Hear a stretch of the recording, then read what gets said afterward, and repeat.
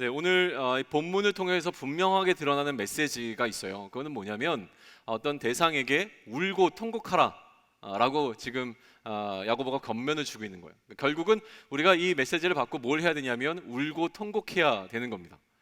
통곡해 보신 적이 있으신가요? 통곡? 제가 이전 교회에서 모셨던 목사님이 북한 사역을 전문으로 하시는 분이었었어요. 그래서 항상 뭘 하셨냐면 북한 동족을 위한 통곡 기도 대회를 여셨어요. 1년에 한 번씩. 근데 거기서 이제 여러 가지 역할들을 맡아서 하는데 주로 이제 제가 했던 거는 그 대변인과 같은 역할이었어요.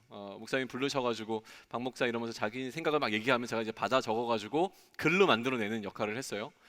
그리고 이제 정작 그 기도 대회, 통곡 기도 대회가 열렸는데 마음에 너무 부담이 되는 거예요. 기도하려고 와서 계속 기도하는 모임인데 통곡이 되지 않는 거예요. 통곡해야 되는데 막 눈물 흘리면서 기도해야 되는데 사실은 저에게는 북한을 향한 마음이 그 목사님만큼 있지 않았던 것 같아요. 그러니 북한을 생각하면 마음이 뜨거워지고 눈물이 나는 사람이 있을 것이고, 혹은 어떤 사람들은 방글라데시를 생각하면 그런 눈물이 나는 사람이 있을 거고, 혹은 어떤 사람들은 청소년을 향하면 그런 눈물이 나는 사람들이 있을 텐데 사실은 그렇지는 않았던 것 같아요. 통곡이라고 하는 그 표현이 적합할 만큼 우리가 울어본 적이 있는가에 대해서 좀 한번 생각해 보실 필요는 있는 것 같아요. 저에게 통곡했던 기억이라면 있겠죠. 근데 나이가 들고 난 다음에 통곡했던 기억은 어머니가 교통사고를 나셨을 때예요. 제가 이제 그때만 해도 수능이 아니고 학력고사였는데, 학력고사를 준비하던 시점이었는데 거의 마무리되는 한 11월 달쯤 어머니가 교통사고를 나셔서 그때 6개월 이상 병원에 계셨던 걸로 기억을 해요. 근데 병원을 갔다가 응급실에 있는 어머니를 보고 돌아와서 아버지랑 둘이서 그날 가정 예배를 드리는데, 둘만 있었거든요. 왜냐면 누나랑 어머니가 병원에 입원했고 저랑 아버지랑 둘이서 이제 가정 예배를 드리자 그래서 예배를 드리는데 예배를 잘 드렸어요. 드리다가 마지막에 주기도문을 하는데 갑자기 뭔가 북받쳐 오르는 게 있어가지고 저도 모르게 막 꺼이꺼이 울면서 대성통곡을 했던 적이 있어요. 그러니까 그거를 왜 그랬는지는 설명하지 못하지만 예배를 마치면서 주기도문하면서 하늘에 계신 하는데 목이 메어가지고 아버지 혼자 주기도문 하시고 저는 화장실로 들어가가지고 울었던 기억이 있습니다.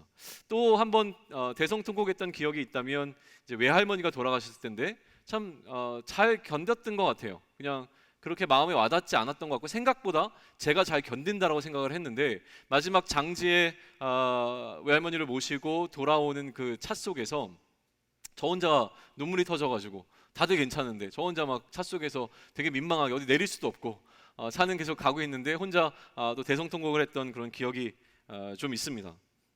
그리고 근래에 이제 통곡했던 적이 있었다면, 통곡까지는 아니지만 가장 많이 울었을 때는 사실은 공동체를 떠나왔을 때예요. 그래서 좀 기대가 됩니다. 이 공동체를 저는 언젠가 떠날 텐데 그때 많이 울 수 있으면 좋겠습니다. 아무튼 그래요. 사실은 저는 눈물을 잘 흘리는 편은 아닙니다. 눈물이 많지 않고 눈물을 잘 안 흘린다라기보다는 눈물은 참는 것 같아요. 왜냐하면 눈물 흘리면 약간 쪽팔리잖아요. 이게 제 마음속에 담겨 있어서 눈물 흘리는 거를 좀 뭐라 그럴까요? 억지로 좀 막는다고 해야 될까요? 그런데 가장 창피할 때는 뭐냐면 안 울려고 하는데 어느 순간에 눈물이 터져 와서 또 눈물만 흐르면 괜찮은데 뭔가 말을 해야 되는 상황에 이렇게 호흡이 뭐가 이렇게 있잖아요. 이렇게 울면서 말하는 거 있잖아요. 막 꺽꺽거리면서 막 그래가지고 막 이렇게 얘기하는 거 있잖아요. 그러니까 그런 거 나올 때 굉장히 창피해요. 왜냐하면 또 설교하다가 갑자기 북받쳐가지고 말은 전해야 되겠는데 말은 안 나오고, 그러니까 이렇게 말을 못 하는 거예요. 이런 상황이 오게 되면 굉장히 민망하고 좀 창피하기 때문에 웬만하면 안 울려고 합니다. 아무튼 그래요. 영화나 드라마에서 보게 되면 멋있는 남자 주인공이 눈물이 이렇게 쭉 흘릴 때가 있잖아요. 그런 눈물을 사실 흘리고 싶습니다. 근데 그런 눈물은 저에게는 허락되지 않은 것 같아요. 눈물이 왜 나는지 그 이유가 참 궁금해서 예전에 한번 찾아봤던 적이 있는데, 정확하게 누군가가 눈물이 왜 나는지에 관해서 설명해 주는 것은 어려운 모양이에요. 이게 과학적으로 눈물이 왜 나는지가 증명이 되어 있습니까? 그걸 알고 계신 분이 계시면 나중에 저한테 좀 알려주시면 좋을 것 같아요. 여러 가지 분석들이 있긴 한데요. 나름 과학적으로 설명되는 것은 뭐냐면 우리 뭐 어디 신경에는 교감신경과 부교감신경의 무슨 작용에 의해서 뭐라고 설명하는데 무슨 말인지 잘 모르겠고요. 어쨌든 과학적으로 조금 더 좀 쉽게 접근되는 것은 베타 엔돌핀이요. 뭐 이런 게 나온대요, 울면. 그래서 우리의 감정을 좀 추스릴 수 있게 만들어준다, 뭐 이런 이야기들을 하는데 그것도 사실은 잘 모르겠습니다. 어떤 사람은 눈물을 사회학적으로 분석하는 것을 보게 됐는데, 눈물 그 자체는 그거 하나가 랭귀지라고 하는 거죠. 다른 사람에게 나의 어떤 마음과 이런 거를 전달할 수 있는 표현 수단이 되어지기 때문에 사실 우리는 살아가면서 눈물을 흘리는 법을 습득한다라고 보는 어떤 사람도 있더라고요. 무슨 얘기인지 이해가 되십니까? 잘 안 되시기 때문일 것 같아서 예를 들면 이런 겁니다. 가끔 이제 제 아내랑 요즘에는 잘 안 그러는데 예전에는 많이 다퉜습니다. 다투다가 다툼이 약간 이렇게 멈칫되는 경우가 있는데, 언제냐면 제 아내가 있군요. 아내가 눈물을 흘릴 때예요. 눈물을 흘리면 저도 남자인지라 마음이 약해져서 더 이상 뭐라고 이렇게 강하게 쏘아붙이다가 약간 주춤되게 되는 경우가 사실은 있어요. 이게 눈물이 갖고 있는 힘이겠죠. 그런데 약간 헷갈리는 지점이 온 건 뭐냐면, 둘째를 낳고 난 다음이에요. 둘째가 첫째는 저를 닮았고 둘째는 제 아내를 닮은 게 분명하고 성격도 닮은 게 분명한데, 확실하다 저는 믿는데, 둘째가 연기자입니다. 타고난 연기자예요. 얘는 우는 연기를 할 줄 알아요. 그래서 헷갈리기 시작한 겁니다. 아내가 눈물을 흘릴 때 이게 내 이야기를 막기 위한 어떤 제스처가 아닐까라는 생각을 하는 경우가 있어요. 사실 저랑 첫째는 우는 게 진짜예요.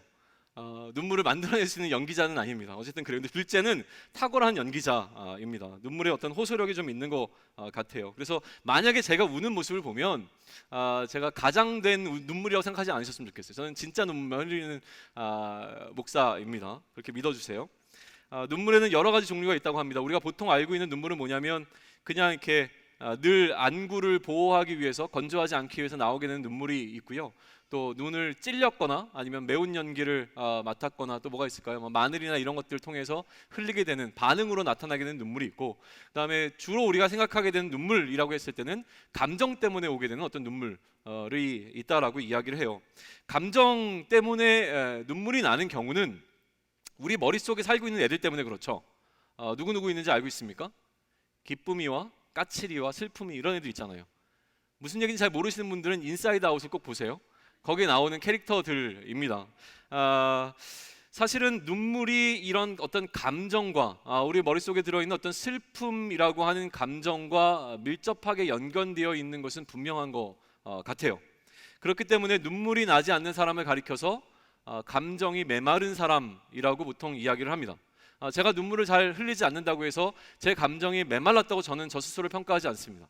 저는 저를 어떻게 평가하냐면, 제가 감정을 잘 다스리고 컨트롤할 수 있는 능력자라고 믿고 있습니다. 그렇기 때문에 눈물을 많이 안 흘리는 거지, 사실은 눈물이라고 하는 부분은 감정과는 분명히 연결되어 있는 것은 분명한 것 같아요.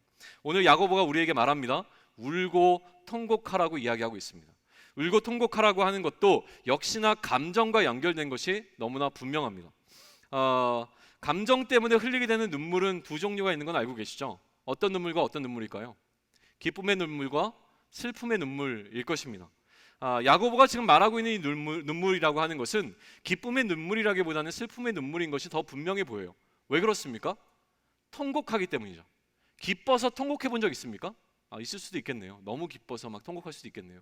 근데 제가 설교를 준비할 때만 해도 통곡이라고 하는 것은 아무래도 슬픔에 가깝다라는 생각을 했던 것 같고, 야고보도 마찬가지로 이런 울음을 슬픔이라고 하는 개념 속에서 이야기하고 있는 것이 더 분명해 보입니다. 슬픔의 눈물이라고 했을 때도 더 세밀하게 나눌 수 있을 텐데, 하나는 무엇이냐면 억울해서 흘리는 눈물일 것입니다. 또 하나는 내가 너무나 잘못했기 때문에, 나의 잘못 때문에 흘리게 되는 회개의 눈물이 있을 것 같아요. 슬픔의 눈물에는 여러 가지 종류가 있겠지만 특별히 오늘 짚고 싶은 것은 이 두 가지입니다. 야고보가 지금 우리를 향하여서, 그의 서신의 독자들을 향하여서 울고 통곡하라고 얘기했을 때, 이 울고 통곡하는 울음은 그럼 무엇일까요? 억울한 울음일까요? 아니면 무언가 좀 마음속에 회개함으로 인하여서 자신의 잘못을 뉘우침에 따라 나타나게 되는 눈물일까요? 아마도 후자가 더 가까울 겁니다. 근데 오늘 본문 속에는 사실은 두 가지 눈물이 다 존재합니다. 억울해서 울고 있는 자가 있고요, 또 마음 가운데 회개함으로 울어야 되는 자가 존재하는 것이 오늘 본문 속에서 등장하고 있는 눈물이에요. 그러나 보다 강조되고 있는 눈물은 무엇이냐면, 억울함의 눈물이 아니라 회개하는 눈물입니다. 회개하는 눈물. 그 이야기를 오늘 좀 나누려고 합니다.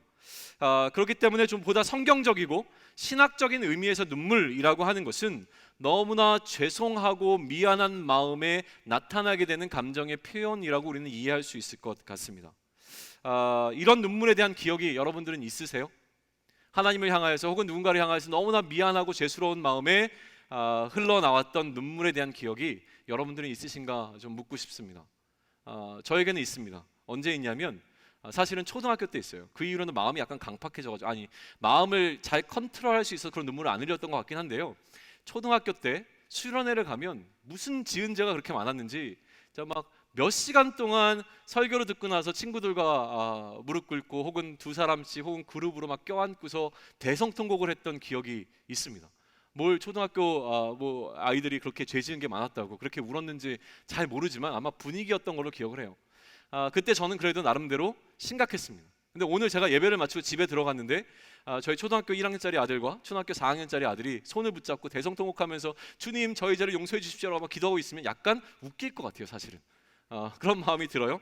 근데 어쨌든 간에 여러분들 한번 생각해 보면 좋을 것 같습니다. 우리의 인생 가운데서 우리가 얼마나 죄스럽고 미안한 마음에 흘렸던 눈물이 있었는가라고 하는 것은 한 번쯤 생각해 볼 필요가 있습니다.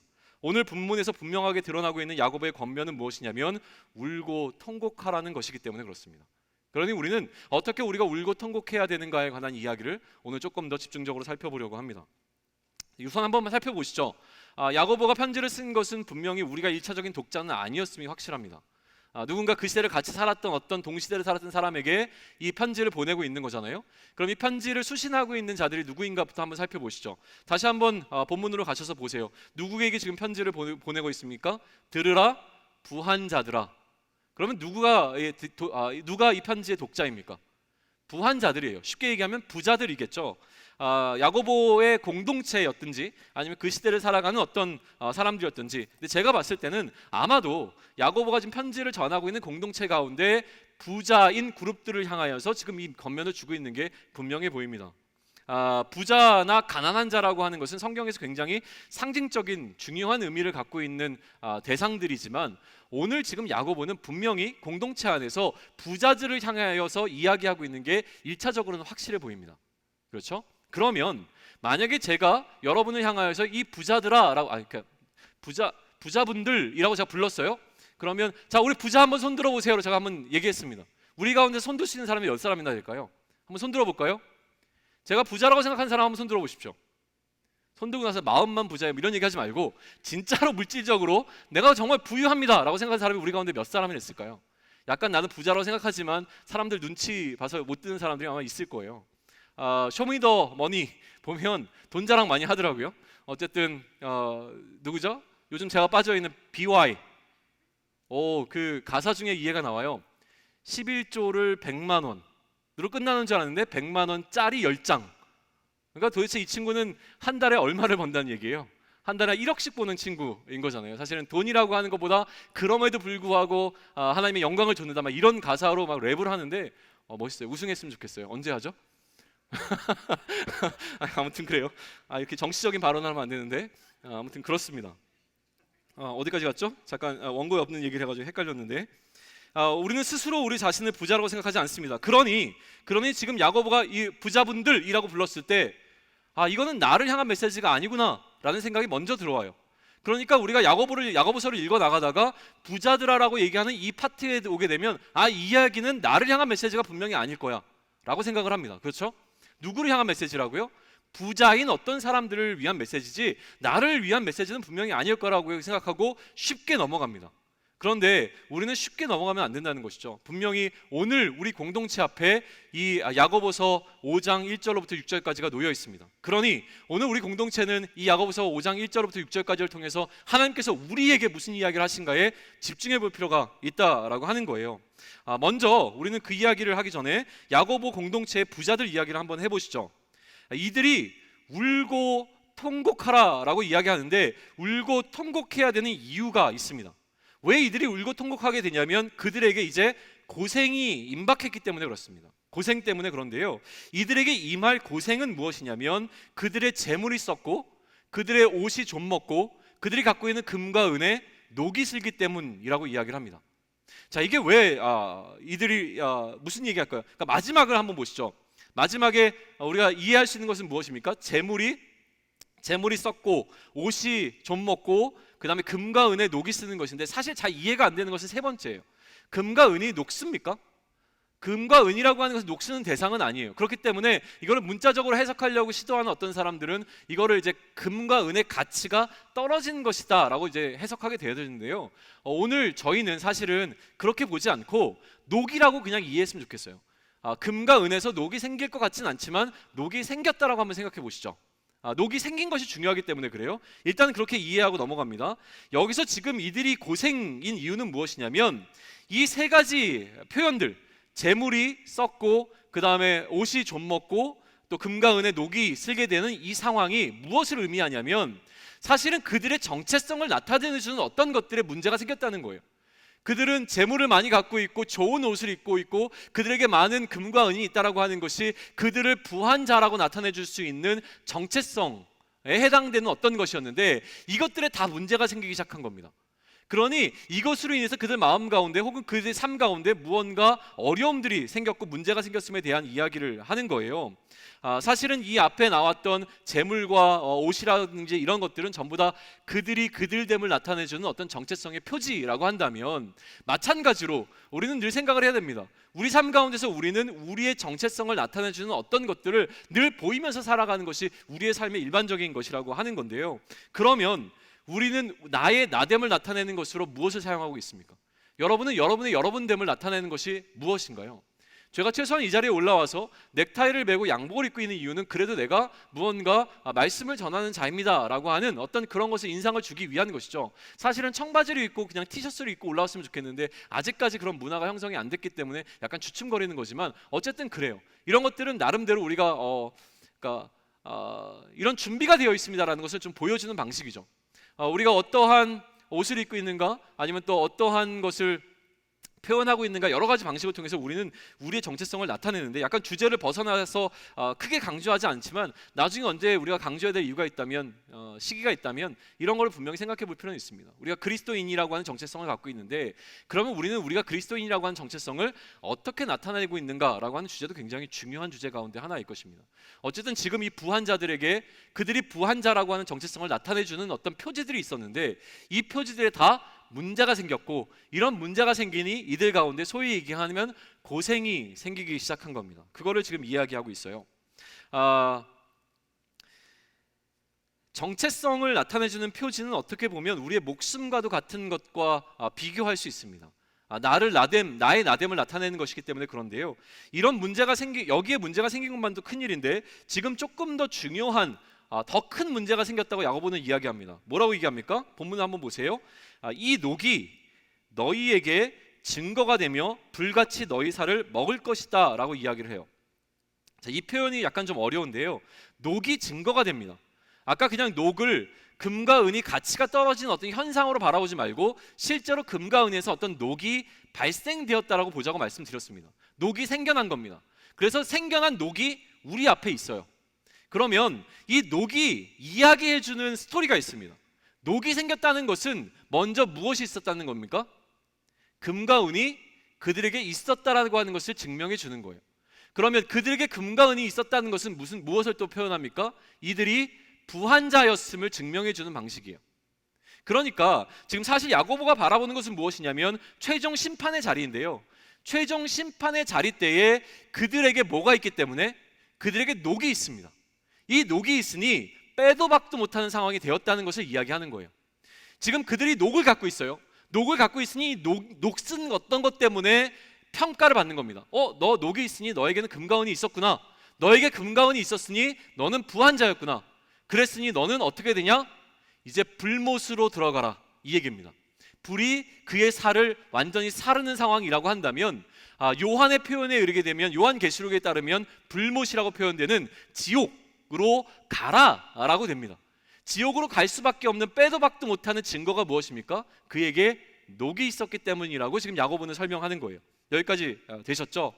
그런 의미에서 부한 자가 천국에 들어가는 것이 얼마나 어려운지, 부자가 천국에 들어가는 것이 얼마나 어려운지에 대해서는 비록 야고보서나 요한계시록뿐만이 아니라 성경의 많은 곳에서 이야기하고 있는 것은 확실합니다. 그런데 도대체 이 부한 자들이 무엇을 그렇게 잘못했기에 천국에 들어갈 수 없는 자가 되었을까에 대해서 우리는 조금 더 생각해 볼 필요가 있습니다. 이게 굉장히 중요한 포인트인 것 같아요. 만약 부자들이 잘못한 일이 없는데도 불구하고 지옥이라고 하는 불못에 들어가라고 얘기한다면 이 부자들은 얼마나 억울할까요? 그러니 그들이 흘려야 되는 눈물은 억울함의 눈물일 것입니다. 그런데 지금 야고보가 얘기하는 것은 그들이 그러한 불못에 들어가지 않을 수 있도록 미리 그들로 하여금 회개하는 눈물을 통하여서 그 최종 심판을 면할 수 있도록 권면하고 있는 것이라고 이해한다면, 지금 그들이 회개해야 될 지점이 무엇인가를 발견하는 것이 너무나 중요한 것이죠. 이 부자들이 잘못을 행한 것에 대해서 오늘 본문이 무엇이라고 얘기하고 있는지 살펴보면 좋겠는데요, 오늘 본문에서는 이렇게 얘기합니다. 너희가 말세에 재물을 쌓았도다 라고 이야기해요. 이게 지금 부자들이 잘못한 것이라고 설명되는 겁니다. 자, 이해되십니까? 말세에 재물을 쌓았기 때문에 이 부자들은 지옥 불못 속으로 들어가야 하는 형편이 되었습니다. 뭘 잘못했습니까? 말세에 재물을 쌓은 것입니다. 자, 이게 잘못이라고 여겨지십니까? 여기에 우리는 좀 집중해서 생각해 볼 필요가 있습니다. 말세에 재물을 쌓는 것, 말세는 언제입니까? 말세는요, 세상의 끝에 해당하는 시점입니다. 세상이 끝나는 지점이 언제입니까? 종말이에요. 세상이 끝나는 지점이 종말인데요, 이 종말에 가까운 시대를 살아가는 그 지점이 말세예요. 그럼 말세는 언제일까요? 종말은 언제입니까? 종말은 예수님이 다시 오시는 그때가 이 세상이 끝나는 지점입니다. 그때 세상은 끝나고 예수님께서 이 세상을 심판하실 것이거든요. 그러니까 종말이란 예수님께서 오시는 때입니다. 예수님이 언제 오십니까? 성경은요, 오시는 때를 알지 못하고 늘 언제 오실지 모르는 예수님을 기다리는 그 신앙으로 살아가라고 얘기합니다. 그게 바로 종말의 신앙입니다. 그러니 오늘 우리가 살아가는 이 시대가 말세입니다. 야고보와 함께 공동체를 이뤘던 사람들이 살았던 그 시대도 여전히 말세였습니다. 그러나 우리가 살아가고 있는 이 시대도 동일하게 말세라고 하는 것을 인정해야 합니다. 야고보가 살았던 시대와 우리가 살았던 시대가 수천 년이라고 하는 시간의 흐름이 있는데요, 그래도 말세인 것은 분명합니다. 만약에 우리가 죽고 난 다음에 1000년이 지나고 2000년이 지나도 예수님이 오지 않는다고 하더라도 그 시대를 살아가는 사람들에게 그 오늘이라고 하는 시점은 말세입니다. 그러니 말세를 살아간다고 하는 것은 오늘 우리가 살아가고 있는 우리의 일상과 동일하게 여겨져야 됩니다. 말세는 우리가 살고 있는 시대입니다. 거기까지 되셨죠? 그러니 말세를 살아가고 있는 것은 야고보의 공동체와 우리와 동일한 일입니다. 그 다음에 말세를 살아가는 이들이 무엇을 했습니까? 재물을 쌓았습니다. 자, 우리는 재물을 쌓습니까? 재물을 쌓지 않습니까? 여러분은 재물을 쌓고 있습니까? 쌓고 있지 않습니까? 저희가 한번 물어보시죠. 제가 재물을 쌓고 있는 것처럼 보이십니까? 재물을 안 쌓는 것처럼 보이십니까? 저는 사실 재물을 쌓는 것보다 쓰는 것에 익숙합니다. 재물을 쌓는 것보다 쓰는 것을 더 잘하는 것은 분명한 것 같아요. 그렇다고 재물을 모으지 않는가라고 생각했을 때 모으는 것에도 나름대로 익숙한 것 같아요. 우리가 알고 있는 경제적인 재테크의 방식으로 보게 되면 재물을 안 쌓고 있는 것일 수도 있어요. 낭비하는 것일 수도 있습니다. 그런데 어떤 일을 하기 위해서 늘 돈을 모으는 방식으로 하는 것에 저는 익숙합니다. 예를 들면 이런 거죠. 여행을 가기 위해서 돈을 좀 모아야 될까? 선교를 가기 위해서 돈을 좀 모아야 될까? 또 노트북을 사기 위해서 돈을 좀 모아야 될까? 학비를 내기 위해서 돈을 좀 모아야 될까? 집을 사기 위해서, 결혼 자금을 마련하기 위해서 돈을 모아야 되지 않을까? 우리는 재물을 쌓는 것에 사실은 굉장히 익숙합니다. 자, 한번 생각해 보시죠. 우리가 말세를 살고 있는 것을 인정하십니까? 말세를 살아가는 우리가 결혼 자금을 마련합니다. 결혼 자금을 마련하고 있는 우리를 향하여서 그러면 말세에 재물을 쌓는 자들이라고 불러도 괜찮겠습니까? 우리는 사실은 우리가 부자라고 생각을 안 해왔습니다. 그런데 만약에 야고보의 이런 논리라고 한다면 이 이야기는 우리를 향한 메시지가 충분히 될 수 있는 여지들이 있다라고 하는 것이죠. 제가 막 넘어갔네요 지금. 우리가 부자라고 하는 사실에 동의할 수 없지만 우리가 인정할 수 있는 것은 우리가 말세를 살아가고 있다는 사실과 우리는 재물을 쌓는 방식으로 살아가는 것에 익숙하다라고 하는 것은 인정하실 필요가 있습니다. 물론 이것을 나중에 영적인 의미로 좀 더 확대하겠지만 여기서 이 두 가지 명백한 사실만으로도 오늘 본문이 어떤 제3자를 향한 이야기가 아니라 충분히 우리와 우리 공동체를 향한, 또 나를 향한 메시지가 담겨 있는 것이라고 우리는 인정하고, 그러면 이 본문 가운데서 야고보가 과연 무엇을 얘기하고자 하는 것인가를 조금 더 관심 있게 살펴봐야 될 이유가 있다라고 하는 것이죠. 그런데요, 제가 묻고 싶은 질문은 이겁니다. 그렇게 살아가는 방식이요, 말세를 살아가는 우리가 그럼에도 불구하고 재산을 쌓아두게 되는, 다시 얘기하면 세상이 그렇게 살아가는, 세상의 질서대로 살아가는 이 삶에 있어서 문제를 느끼신 적이 있었습니까? 아, 나 이렇게 살면 큰일 나는데, 내가 정말 잘 못 살고 있네 라는 생각을 해보신 적 있어요? 내 통장에 잔고가 쌓여갈 때마다 어떡하지? 잔고가 쌓여, 큰일 났네, 이런 생각을 가져보신 적이 있냐는 거예요. 우리는 그냥 그렇게 쌓여가는 것이 행복하잖아요. 그렇지 않습니까? 거기에 익숙하다니까요. 인정하셔야 돼요. 강요하고 있습니다 지금. 인정하세요. 인정하셔야 됩니다. 익숙해요 굉장히. 그러니까 지금 야고보는 우리가 너무나 익숙한 우리의 삶의 방식에 문제 제기를 하고 있는 거란 말이죠. 우선은 야고보와 그 동시대를 살았던 부자들에게 문제를 제기하는 이유를 살펴보고 난 다음에 우리를 좀 돌아보는 시간을 갖도록 하겠습니다. 4절 보시죠. 약간 피곤하신 것 같아서 우리 4절을 한 목소리로 같이 한번 읽고 그리고 또 이야기를 진행하겠습니다. 4절 같이 읽습니다. 시작. 보라, 너희 밭에서 추수한 품꾼에게 주지 아니한 삭시 소리 지르며 그 추수한 자의 우는 소리가 만군의 주의 귀에 들렸느니라. 지금 이 부자들에게 있어서 가장 결정적인 문제는 무엇이었습니까? 마땅히 지불해야 될 품삯을 지불하지 않고 자신의 부를 축적한 것이 문제였습니다. 그러므로 이 부자들의 문제는 다시 얘기하면 무엇입니까? 타인의 눈에서 눈물 나는 방식으로 자신의 재산을 쌓은 것이 문제였다라고 지적하고 있는 것이죠. 요즘 타인의 눈에 눈물이 나게 하는 방식으로 재물을 쌓았던 많은 사람들에 관한 이야기가 뉴스 속에서 등장하고 있습니다. 요즘 시끄러운 것은 무엇입니까? 가습기 세정제 문제, 또 요즘 대두되고 있는 건 뭐죠? 정수기 얼음 문제. 거기서 금속 뭐죠? 크롬인가요? 정확히 잘 기억이 안 나네요. 뭐가 나왔고요. 폭스바겐의 배기가스 문제. 또 뭐가 있습니까? 요즘 조선 사업 같은 것들. 뭐 수많은 뉴스들의 가장 기본적인 이야기는 무엇이냐면 사기입니다. 사기꾼들인 것이죠. 사기를 치는 것을 통하여서 괜찮다, 싼 것이다, 잘 돼가고 있다, 이런 이야기를 통해서 사실은 재산을 축적하는 방식으로 나갔던 것이 굉장히 문제가 되고 있는 것을 좀 보게 되어집니다. 가장 가슴 아프게 하는 것은 무엇이냐면 그러한 일이 벌어지고 난 다음에 그들의 태도인데요.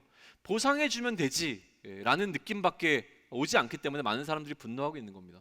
또 다른 것은 보상해줄 필요도 없다라는 뉘앙스를 갖고 있는 기업들에 대해서 이거를 우리가 어떻게 이해할 것인가 라는 것이 참 많은 숙제로 남겨져 있는 것은 분명한 것 같아요. 자본주의식 경제 논리라고 불리는 것들입니다. 이것이 얼마나 어렵고 힘든 문제인지 우리는 다시 한번 좀 생각해 보면 좋을 것 같아요.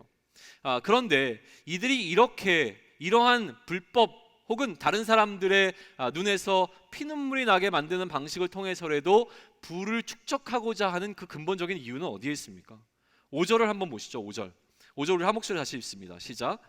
너희가 땅에서 사치하고 방종하여 사륙의 날에 너희 마음을 살찌게 하였도다. 자, 5절을 보면 뭐라고 얘기가 나와 있냐면 너희가 땅에서 사치하고 방종하여 사륙의 날까지 너희 마음을 살찌게 하였다라고 되어 있습니다. 이들이 이처럼 남의 눈에서 눈물이 나게 만들면서 부를 축적했던 이유의 근본적인 원인을 뭐라고 지금 야고보는 이야기합니까? 사치하고 방종하기 위함이었다라고 설명을 하는 겁니다. 신앙이나 윤리와는 상관없이 사실은 최대한 노력으로, 최소한의 노력으로 최대한의 효과를, 최대한의 수익을 보는 방식으로 경영하는 것. 그래서 얻고자 한 것이 무엇이었냐면 사치와 방종이었다고 하는 거예요. 거꾸로 들어가면 이렇습니다. 사치와 방종을 하고 싶습니다. 사치와 방종을 하고 싶기에 무엇이 필요합니까? 재물이 필요합니다. 더 사치하고 싶고 더 방종하려면 뭐가 더 필요하겠습니까? 재물이 더 필요합니다.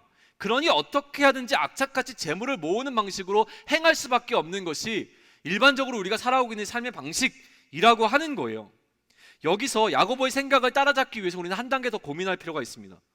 그렇다면 이렇게 사치하고 방종함을 통해서 얻고자 했던 것이 과연 무엇인가라고 하는 거예요. 너무 사치하고 싶고 너무 방종하고 싶어요. 자, 사치하고 싶은 적이 있으셨습니까? 없으셨습니까? 사치하고 싶은 적 저는 있습니다. 진짜 완전 아니에요. 사치하고 싶은 생각이 없습니다. 있습니다. 네, 정직해야죠. 사치하고 싶은 마음이 있습니다. 사치하면 좋잖아요. 근데 사치했을 때의 나의 마음 가운데 무엇이 들어옵니까? 사치에서 남는 것은요, 내 마음의 흡족함입니다.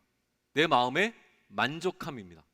내가 그렇게 많은 돈을 사용해서 무엇인가를 했을 때 들어오게 되는 것은 내 마음의 흡족함과 만족함이 가장 중요한 겁니다. 사치를 했음에도 내 마음에 만족함이 들어오지 않고 내 마음에 흡족함이 없으면 우리는 컴플레인을 하게 되어 있어요. 예를 들어서 5성급 호텔, 5성급보다 요즘 더 좋은 호텔이 있나요? 5성급 호텔에 들어가서 마음껏 사치를 하러 갔는데 호텔의 서비스와 호텔에서 제공하는 많은 것들이 내 마음에 들지 않으면 컴플레인이 들어갑니다. 마찬가지인 것 같아요. 우리가 어떤 형식으로든 사치를 했습니다. 어떠한 식으로든 방종을 했어요. 근데 내 마음 가운데 채워짐이 있는가를 다시 한번 생각해 보는 것이 필요하다라고 하는 거예요. 5절을 다시 한번 보세요. 다시 한번 5절이 있습니다. 시작.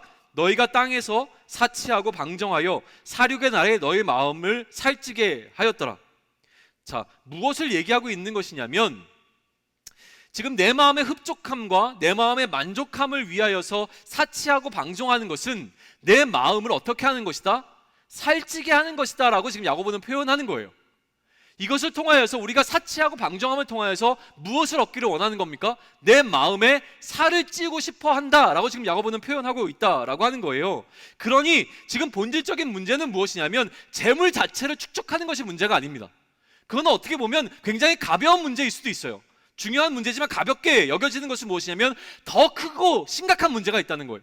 더 크고 심각한 문제는 무엇입니까? 우리가 우리의 마음을 살찌게 하는, 우리의 마음을 만족하는 방식으로 우리는 살아가는 것이 익숙하다라고 하는 거예요. 사실 우리는 모두 이처럼 우리의 마음을 살찌우는 방식으로 오늘을 살아가고 있지 않습니까? 여기에 동의하지 않을 사람이 누가 있겠습니까? 그렇기에 야고보의 안타까움이 여기에 더해집니다. 너희가 삶을 살고 있는데 너희의 마음을 살찌우는 방식으로 너희는 살아가고 있구나. 여기에 더 큰 안타까움을 주고 있는데 그게 무엇이냐면 이렇게 내 마음의 만족만을 쫓아 살아가고 있는 그들과 우리의 상태가 마치 어떠한 상태와 동일하냐면 곧 도살장에 끌려 들어가 죽음을 맞이하게 되는 소가 당장 지금 내가 배가 고파서 풀을 뜯어먹고 있는 상태와 동일하다라고 이야기를 하는 겁니다. 내 마음의 만족함만을 쫓아 살아가고 있는 우리의 모습이 당장 눈앞에 놓여있는 죽음을 인지하지 못하고 죽음보다도 지금 내 앞에 놓여있는 이 작은 배고픔이라고 하는 문제 때문에 다른 것을 보지 못하고 내 마음을 살찌우고 있는 어떤 상태와 동일하다라고 경고를 하고 있는 게 오늘 야고보가 강력하게 우리에게 주고 있는 메시지 가운데 하나라고 하는 거예요. 하나님의 심판과 진노가 우리 앞에 놓여 있습니다. 하나님의 심판과 진노가 긴급하게 우리 앞에 놓여 있음에도 우리는 깨닫지 못하고 지금 당장 나의 만족과 유익을 조차 살아가고 있는 삶을 살아가고 있는 것이 우리의 현실이라고 하는 겁니다. 과연 우리가 이러한 삶을 살지 않고 있다고 단언하면서 얘기할 수 있겠습니까? 목사님, 저는 다릅니다 라고 얘기할 수 있는 사람이 우리 가운데 있겠습니까? 사실은 이렇게 얘기하는 것이 훨씬 더 익숙할 겁니다. 목사님, 세상은요 성경과 달라요. 성경의 말씀대로 세상을 살 수 없어요. 성경의 말씀대로 회사를 경영할 수 없습니다. 성경이 이야기하는 방식대로 직장 생활을 할 수 없어요. 성경이 이야기하는 방식대로 학업을 할 수 없습니다. 성경이 말하는 대로 세상을 살게 되면 우리는 세상 가운데서 쓰러지고 말 거예요 라는 생각을 하는 것이 더 일반적이지 그렇지 않아요 라고 얘기할 수 있는 사람은 많지 않을 겁니다. 그러니 명확하게 될 부분이 한 가지 있습니다. 그것은 무엇이냐면 우리가 하나님의 뜻을 조차 살지 못하도록 막는 마음이 우리 가운데 있습니다. 그 마음이요 바로 우상이라고 불리는 겁니다. 우리가 하반기, 다시 얘기해서 이제 7월부터 오늘 야고보 시리즈가 끝나고 나면 집중해서 다루게 될 문제가 바로 이 우상의 문제입니다. 우리 마음속에는 나무로 깎아 만들거나 돌처럼 깎아 만든 어떤 우상이 존재하는 것이 아니라요, 그런 형상으로 존재하는 우상이 아니라 우리 마음 가운데는 늘 우상이 존재하는데 이 우상은 우리로 하여금 하나님께 우리의 마음이 향할 수 없도록 만들어내는 모든 것이 다 우상입니다. 그 우상이 우리 마음 가운데 들어있으면 우리는 인정해야 하는 것이죠. 하나님께로 향하지 못하도록 만드는 많은 것이 있습니다.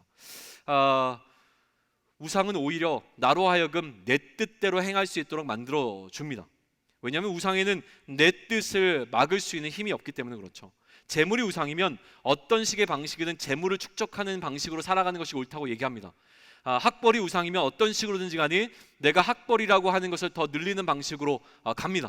그게 소위 얘기해서 표절이라고 할지라도 학벌을 좇는 삶으로 살게 만들어 갑니다.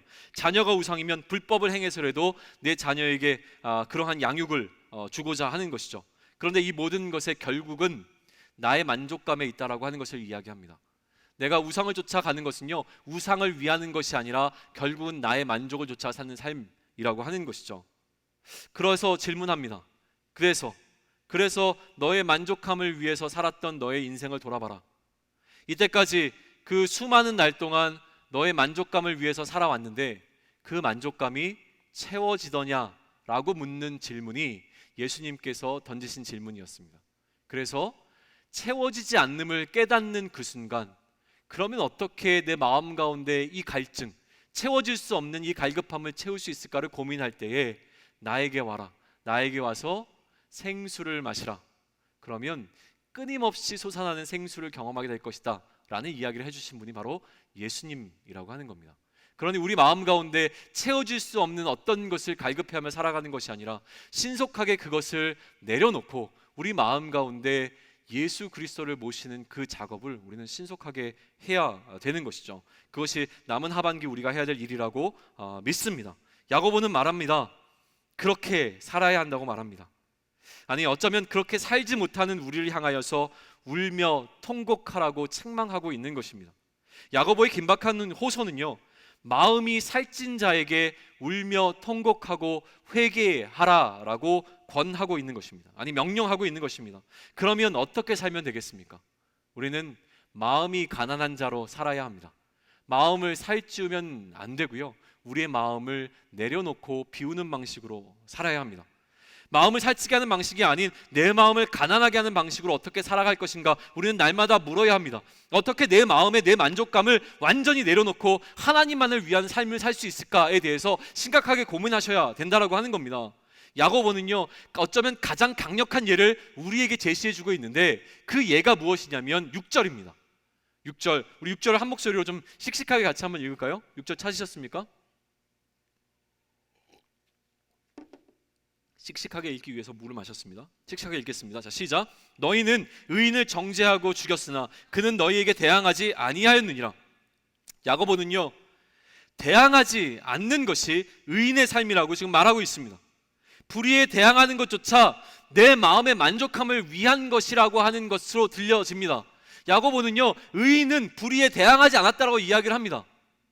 그러니 우리로 하여금 마음을 가난하게 사는 것은 불의에 대항하지 않는 것이라고 얘기하는 것처럼 들린다라고 하는 거예요. 이런 말을 들을 때 우리 마음 가운데 불만이 훅 들어옵니다. 불의에 대항하지 말라는 말을 듣고 들어오는 이 불만은 무엇일까요? 한마디로 얘기하면 억울함입니다. 어떻게 나를 향하여 불의를 행하는 자에게 불만을 표하지 않을 수 있지? 어떻게 대항하지 않을 수 있지? 이 생각이 들어옵니다. 어떻게 그러한 방식으로 살 수 있어? 왜냐하면 우리는 악을 악으로 갚는 것에 익숙한 방식으로 살아왔기 때문에 그래요. 악을 행하는 자에게 어떻게 선으로 행할 수 있지? 어떻게 선으로 대응할 수 있지? 이것이 우리 마음 가운데 억울함으로 들어옵니다.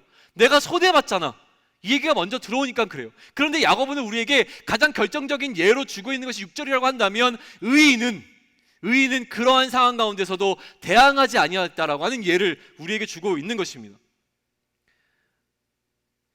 4절 한번 보시죠. 제가 대신 읽겠습니다. 보라, 너희 밭에서 추수한 품꾼에게 주지 아니한 삭시 소리 지르며 그 추수한 자의 우는 소리가 만군의 주의 귀에 들렸느니라. 여기서 야고보는 우리에게 하나의 힌트를 주고 있습니다. 우리가 억울한 것은 무엇이냐면 나의 이 불만을, 나의 이 억울함을 하나님이 몰라주시는 것은 아닐까라는 생각을 합니다. 하나님만 내 억울함을 알아주시면 다 해결되는데 사실은 하나님께서 나의 억울함을 해결해주지 못하신다라고 믿기 때문에 우리의 억울함을 사람에게 표출합니다. 혹은 하나님께 이야기합니다. 그런데 야고보가 지금 주는 힌트는 무엇이냐면 우리가 굳이 하나님께 우리의 억울함을 표하지 않아도 하나님께서는 우리의 억울함을 알고 계시다라고 4절에서 얘기하는데 뭐라고 얘기합니까? 보라, 너희 밭에서 추수한 품꾼에게 주지 아니한 무엇이?